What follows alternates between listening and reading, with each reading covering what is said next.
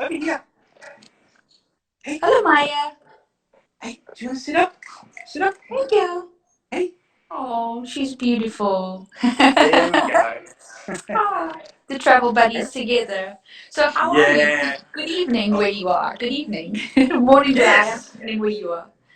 Yeah. It's always interesting how the time zone works. Yes, yeah. Indeed, indeed. Yeah, but thank you so much for joining. I know you probably had a very busy day and probably settling in for dinner shortly. But we really appreciate you joining us for a quick chat this morning slash this evening, wherever you are in the world. Yeah, so I think let's get started with a couple of questions. We've got some Yep. really nice questions from Tom Thomas and then from also our viewers. So maybe you just want to set the scene for us and let us know kind of how your project of Mark and Maya's adventures got started. Yeah, so look, that's a little bit of a sad story to start with. So it was my 30th birthday, and I had all my family with me. We were out celebrating, and my father, he had a massive heart attack. It was completely unexpected. Um, and yeah, sadly, he passed away. And he'd been planning to do a trip around Australia for 15 years. And he'd always talked about when he was going to retire, he was going to do this trip. Mhm. Um, and sadly, like he never actually got to do it. So it was kind of like his final lesson to me Yeah, was you can't leave everything to the future. You've got to make the most of now. And yeah, I'd always been wanting to travel to Canada. Um, but I'd always been putting it off. okay, And what happened with him just said to me, look, you've got to make the most of now. You've got to do this. yeah. And I had Maya with me, and I'd chosen to bring her into my family. So I felt like I couldn't just leave her behind. So I looked into it, and I found out that yes, you can travel overseas with a dog. So yeah, we jumped on a plane, we bought a car, and then we did about an 80,000 kilometer road trip around North America. Oh, that's a beautiful story, a really heartfelt one. I didn't realize the history behind your motive to travel with Maya, but that's such a beautiful story and a beautiful homage to your father and your father's life. So, yeah, I really admire you for that. Yeah, like Yeah. it 100% changed my entire outlook on Oh, everything. And yeah, like I hope that he'd be looking down on me, sort of going, yeah, that's how you should be doing it. oh, good for you guys. Good for you. So it sounds like before this happened that there wasn't too much traveling going on, or is that incorrect? Because I'm kind of curious about whether you personally had that passion to travel before you decided to travel with Maya, or Yeah, look, I'd say we've always been interested in adventures, but it was different okay, types of adventures. So, like before what happened with my dad, it was more so about going on short weekend trips or like just smaller road trips locally. okay, Where what happened with dad really encouraged us to branch out and to look at that international um, sort of those international trips and see what was possible. okay. Yeah, clear. I think, yeah, a lot of families start off traveling sort of locally when there's surrounding areas, and I think that's going to be true now of this sort of season or for the remainder of 2020. We're probably going to be doing a lot more local travel. But then, yeah, as you sort of get older and you can have more say in where you want to go and what you want to see, and the more you travel, the more you become interested in other cultures and exploring more in this beautiful world. So that Definitely. yeah, yeah, that's really really cool. And do you think that you come across a lot of challenges when it comes to traveling with Maya specifically?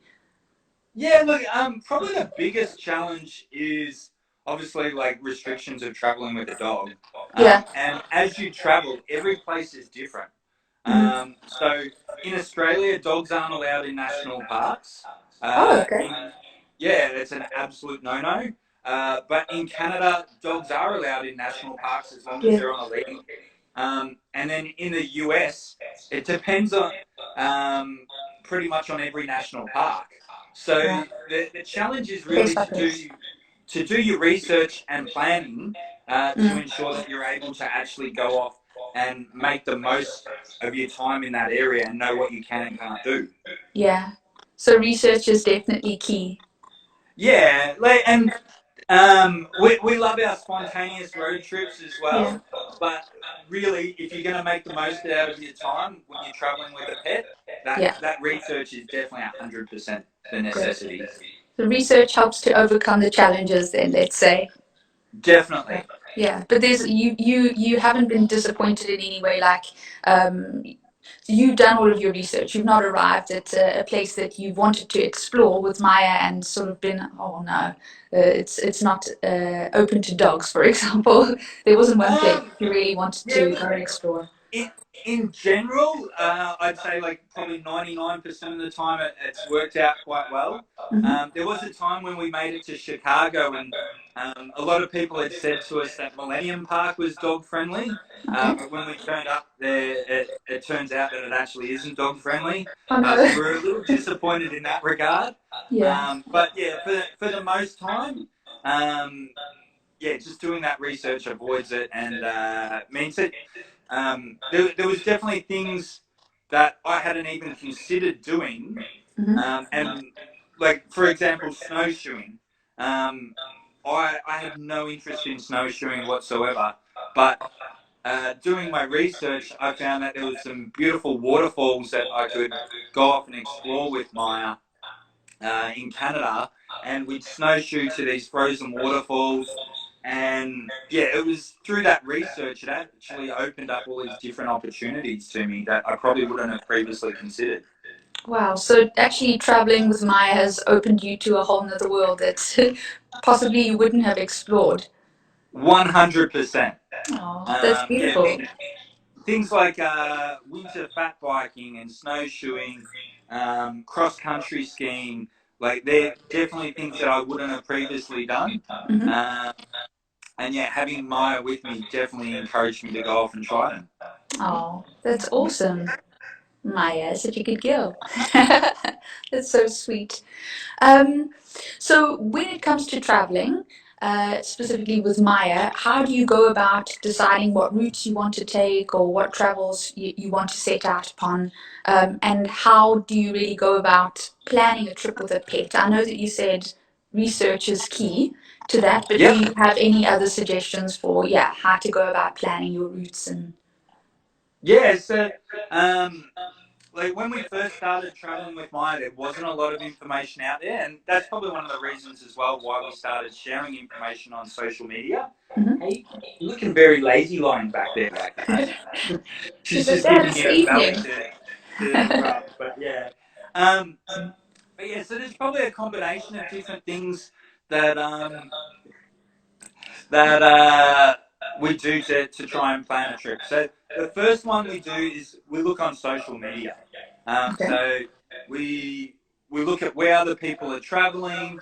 Um, we ask people that we know who have already been on trips, which places they think are worthwhile. Hmm. And I definitely look through a whole heap of photos and try and work out what places are going to capture my interest. Um, and then after that, the next step is planning the route. Um, and that's where jumping on, say, the TomTom website and looking for inspiration from other people's road trips has been really, really handy. Oh, awesome to Uh, know. yeah, and we've been doing that for our upcoming Australia trip, working out the travel distance and time between different points and what routes that we can be taking to get to each spot. Um, Excellent. and then finally, it really depends where we're heading after that. Hmm. So when we were in North America, we were traveling and staying in hotels a lot. Okay. So we would jump on websites like TripAdvisor and look for different pet-friendly hotels in advance there. Okay. In Australia, we're not quite as sophisticated, I'll say, when it comes to pet-friendly travel as Okay. North America and Europe. We don't have as many pet-friendly hotels. They're definitely they're increasing, Mhm. Okay. But yeah, we don't have quite as many. So we're looking at taking a caravan around Australia, and that way we'll have our pet-friendly accommodation with us the whole time. Um, and there again, that's the sort of planning that I'm talking about is choosing where you're going to be staying and Mhm. the sort of activities that you want to be doing, as well as the actual routes that you're taking. Excellent. Yeah, you actually answered another one of the questions that I had, which is if you're staying overnight somewhere, where can you stay? But it's good to know that there are pet friendly hotels available. But otherwise, you just take it upon yourself and you go camping somewhere, make a plan, do your research and make a plan, find a nice place where you can park your camper. Yeah, you don't need to be hindered by accommodation when it comes to No, traveling with your furry friends. yeah, there's so many options. Like we've slept in the back of the Jeep that we had in North America. We've Mhm. stayed in 1-star hotels. We've stayed in 5-star hotels. We've stayed in caravans and Wow. campers and tents. There's just so many opportunities out there. Yeah. And Maya's your little warmer there because she's so nice and fluffy. Oh, She's I really can a tell you, beautiful girl.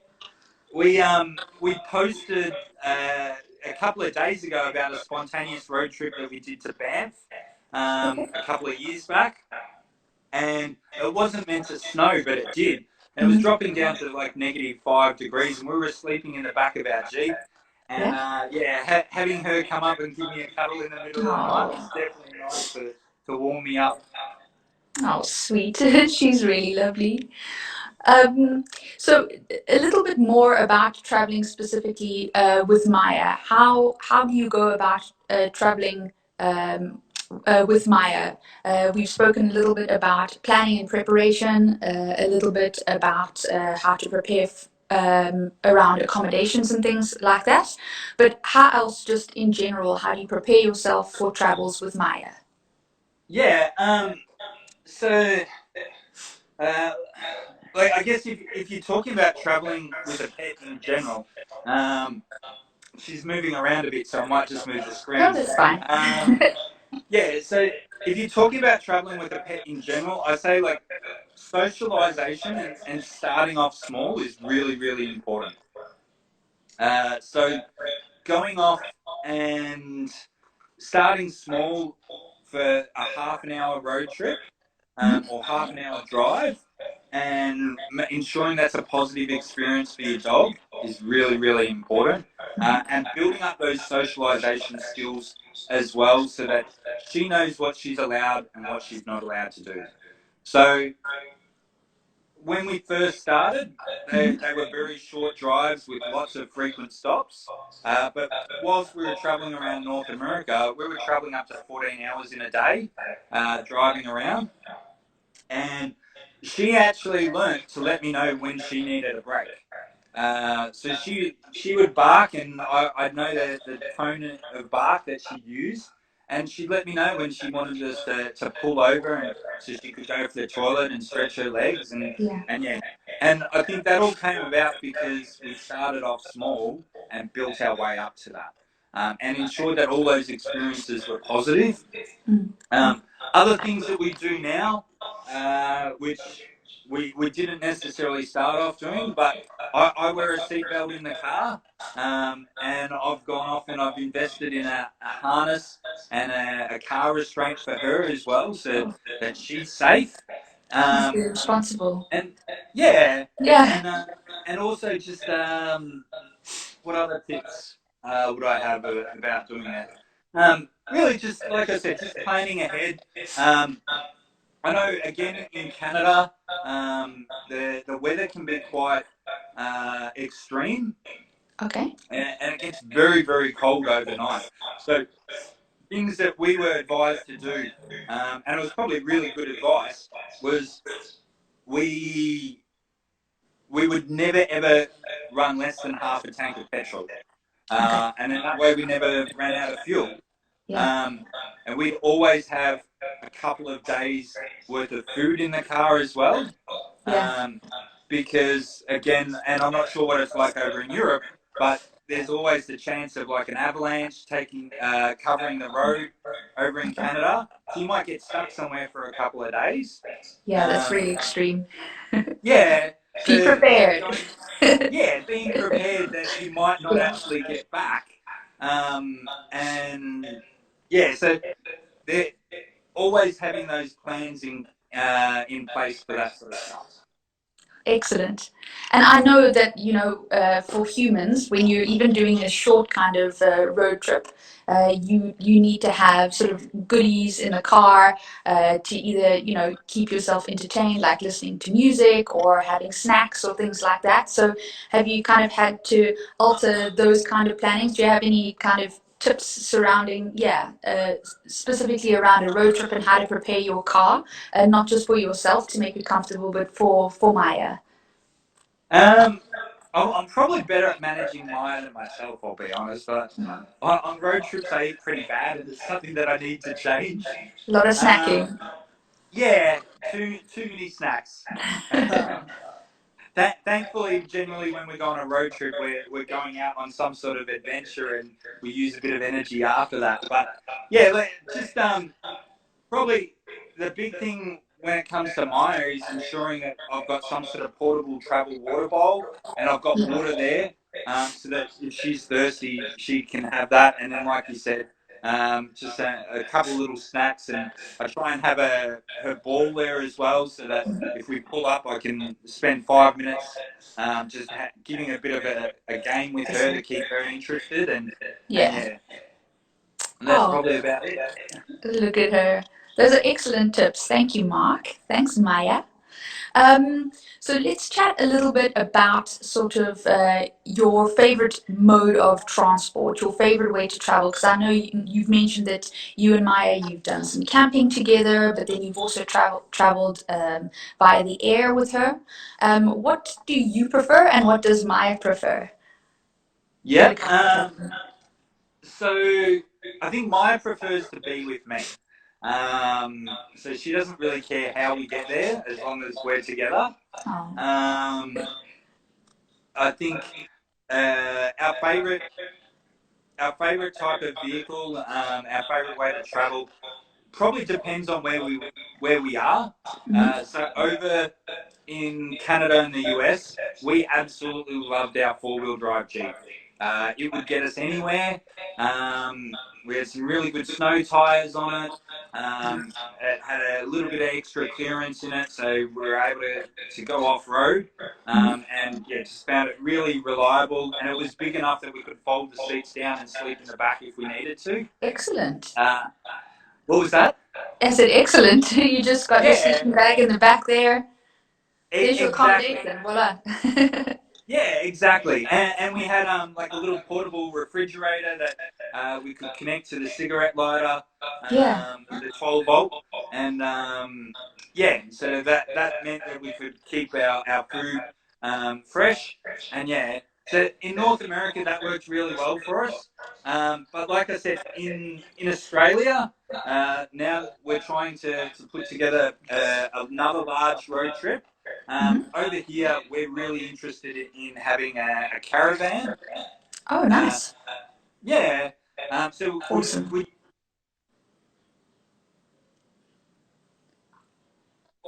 down to the Great Ocean Road, and we tried it out for the first time, and it just Hmm. worked absolutely perfectly.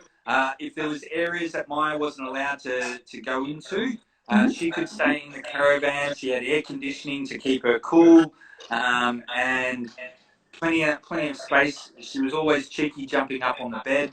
Um, but yeah, it really became that portable, pet friendly accommodation that we could take anywhere. Yeah, campers are excellent for that. Yeah, I'm thinking of doing something similar this summer myself. I think it's going to be winter for you. You're in the southern hemisphere, but here in Europe, it's already getting really nice and warm here. And I think there's going to be a lot of people, doing some local travels, road tripping around um, for the season. So these are some awesome tips if we want to take our friends along with us. So thanks so much for those tips.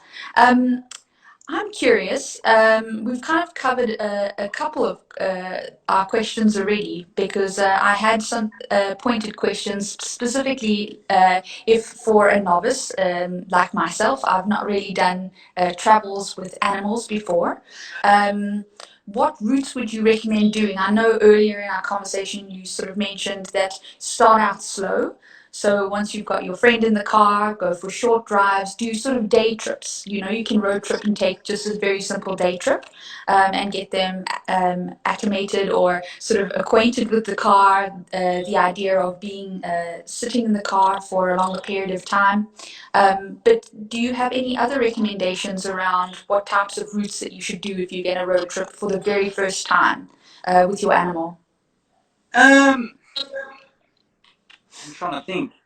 Uh, but for different places to visit, is that what you mean, or? Yeah, it could be. So maybe for some of the people who are local there to Australia, if you have a specific route. I mean, I know you mentioned the Great Ocean Road. It was a really lovely one that you and Maya both enjoyed together. But then maybe more specifically, if it's your first time doing a road trip with your dog, you mentioned sort of just starting off slowly. But would you recommend sort of going straight for a trip and then finding accommodation, or maybe road tripping to a campsite and keeping it a little bit outdoorsy? Or how would you sort of introduce your animal to the concept or suggest that we introduce our animals to the concept of traveling by car? Yeah, look, I really hadn't really thought about it so much until you mentioned it then. I Okay. think what you just said then is a great idea. If you can go off and ensure that the actual travel time isn't too long, and then Mm-hmm. there's some exciting experience at the end. Yeah. So if you're going off camping and there's all these new things for them to smell and sniff, and so Maya loves going mountain biking with me. Oh, Um, so if we were to go off and do something like a short trip, go camping, maybe go for a bike ride together, integrate then some exercise. yeah, and then it's a Yeah. really positive experience. So the Mm-hmm. next time that they go into the car, they will They're go, looking oh forward to yeah, it. exactly. Yeah. Um, so I think that's probably the really important part. And then maybe starting off, moving on to just a short weekend away, Mm-hmm. and then increasing the travel time as well. I Yeah. know when we first started traveling, Maya, when we first moved to North America, Maya got a little unsettled Okay. because in Australia she'd been used to going on a trip and then coming back home and then Mm-hmm. going on another trip and always coming back home. Yeah. Where in North America, we were pretty much full time on the road, and it took her maybe a month to realize wherever we had our stuff, that was our home. Yeah.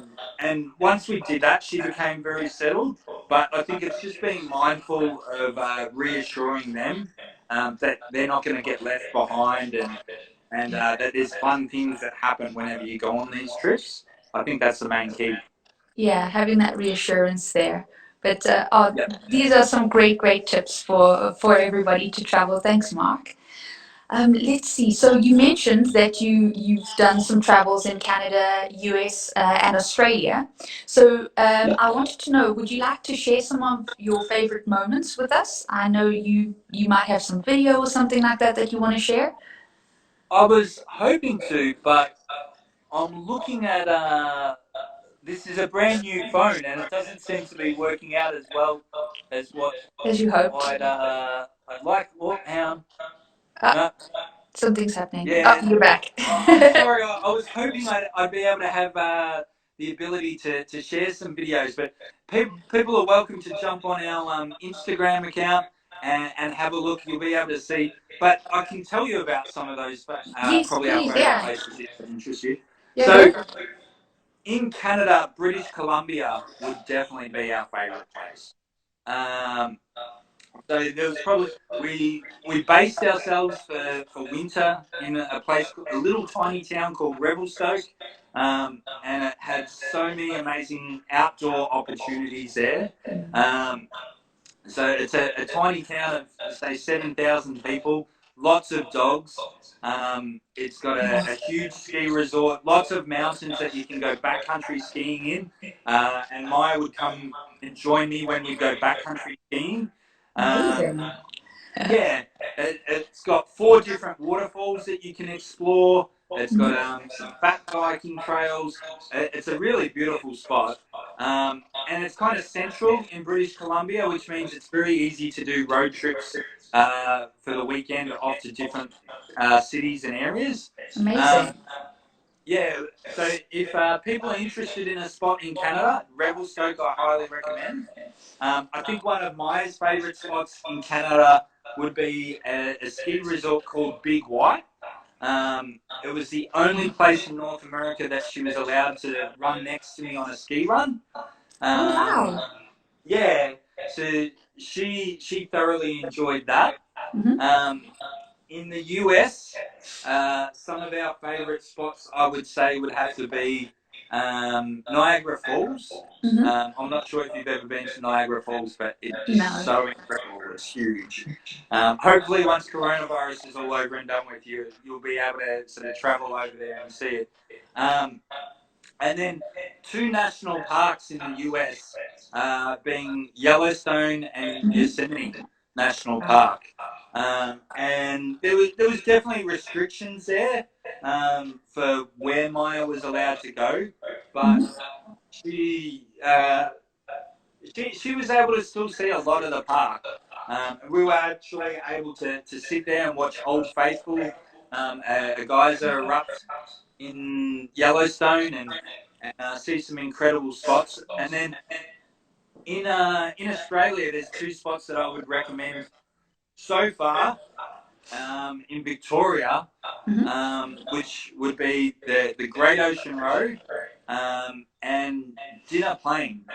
So Dinner Plain is a small town or village on the Great Alpine Road, and it's the only village in Australia where you're allowed to actually take your dog up and have them play in the snow. Oh, Um, beautiful. so yeah, it's a really special spot for Maya because she loves playing in the snow. Oh. Uh, and we've actually shared one of our routes for how you can get up to Dinner Plain on the TomTom routes app. On road trips. Awesome. On road That's trips, good. sorry, yes. Yeah. Awesome. Um, yeah, We'll probably be so sharing yeah, those they can this see our summer. they can see our Yeah. route there on the road trips. But yeah, sorry, I'm Excellent. getting tongue tied there. No, no, it's great. It's good. Oh, You well, gonna that come just back? sounds this sounds so fantastic. All of these places, I think that people are going to be super inspired for where they can travel with their furry friends. So specifically for you, I mean, I know you mentioned skiing down a mountain with Maya was a wonderful experience for you, but would you say that that's your most beautiful memory of travels with Maya, or do you have an even more extraordinary memory that you've shared with Maya on your travels? Um, No, look, probably that would definitely be both in Revelstoke and then at Big White. Hmm. They were probably 2 of my favourite memories. I've been skiing pretty much my entire life, Hmm. but in Australia, there isn't really anyone that she was allowed to actually go skiing with me. Okay. So to be able to include her in that activity Yeah, with me over in North America, that was a really special experience. that is special. And would you say then that if you could get into Maya's head for a moment, what do you think is her favorite memory and her favorite place to have visited? Do you think it's Big White because of that specific experience that she had with you? I think that would be one of them. Yeah. I think the other one would probably be uh, so when we were over there, it was her birthday, and we made sure that I took her to Mammoth Lakes, Hmm. which is a mountain village, and they have some amazing mountain biking. And she Oh, just absolutely loves being able to run full speed chasing me on the mountain bike. So I can I imagine. think that was probably one of them up there for her. Yeah, I've seen a couple of your videos of her doing that, chasing you on the trails. It's amazing. It looks like so much Yeah. fun. I Oh, wanted to be she there she following definitely you loves too. it. Yeah, Yeah. so sweet. Really, really cool. And now I'm going to sort of switch gears a little bit more about Mark and Maya's adventures, a little bit more about your mission and what you and Maya want to achieve through your travels and through sharing your travels. Sort of what's your mission? Yeah, so um, realistically, it's just that we want to show people that you can have a pet and still have a life of adventure and travel at the same time. And that it's not a choice between living that life or having that pet, because so many people decide that they want to travel or move overseas, and then they decide that they've got to give their dog away to a family member or put them up for adoption, and it's just not the case. Yeah, Um, and going off and including them in the trip, whether it just be a local trip, sort of for the weekend away, or whether it be a big long trip for a couple of years like we did over in North America, I just find it so much more special by including her. Um, and yeah, so and along the way, sort of going off and being an advocacy for probably more locations to be more inclusive and allow pets to join you, um, and just responsible pet ownership at the same time, and showing people how we can best assist them at the same time and look after them. yeah. It seems like traveling with your animals. We very much focused on our friends and our family with two legs, but we've also got our four-legged friends. And it sounds like Maya has just taken your adventures and your travel and your aspirations just to a whole nother level. And I really, really admire you for, trying to spread this message and educate people about, traveling safely and carefully with your animal. I think it's super important. So yeah, thank you so much for sharing that message. It's really, really cool. Well, thank you very much for taking the time to speak to us and being interested in it. Yeah, yeah, we're really, really great fans of you. I was wondering, if you have a moment, I just want to sort of check if we've got any questions. Oh, actually got two. So Have we've we? got Awesome. a kind of a practical question Yep. from Sandesh. He wants to know, how old is Maya? So Maya's actually 7 at the moment. It's Mhm. what's today's date? The 10th. So she turns 8 in 8 days on the 18th of June. She's definitely not young. Oh, but she looks beautiful. She's aging beautifully, and she's still got so much energy. Um, and then we've got a second question here from Jess. Is it easy to find places to stay with the dog while on the road? Well, I think we kind of covered this question a bit earlier on, right? It's down to doing a bunch of research, but there are tons of places where you could stay with your dog, right? Yeah, um, and like I said, in Australia, it's really it's starting to grow, and Hmm. there's a few larger hotel chains that are starting to get on board with that, because Hmm. people really are very much starting to understand that dogs in Australia anyway, and I know a lot of other places